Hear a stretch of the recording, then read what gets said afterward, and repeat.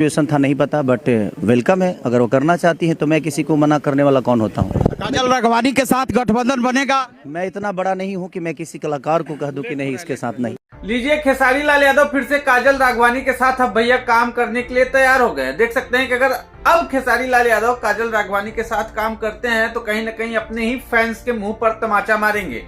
जी हाँ, क्योंकि जब काजल राघवानी और खेसारी लाल यादव का विवाद हुआ था तो फैंस, जो खेसारी लाल यादव के फैंस है, एक तरफा काजल राघवानी की विरोध कर रहे थे और क्या नहीं किए काजल राघवानी के लिए। कह सकते हैं कितनी अभद्र टिप्पणियां, कमेंट्स, हर एक चीज खेसारी लाल यादव के लिए खड़े हो जाते हैं उनके फैंस, चाहे खेसारी लाल यादव सही हो या फिर गलत हो।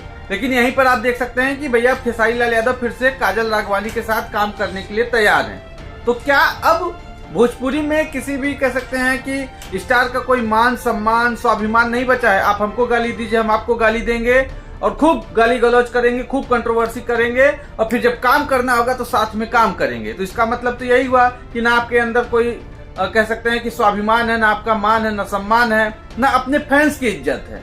कंट्रोवर्सी करेंगे, फैंस को भिड़ाएंगे और भैया हम साथ में काम भी करेंगे। तो क्या खेसारी लाल यादव को काम करना चाहिए? आप सब बताइएगा। Thank you.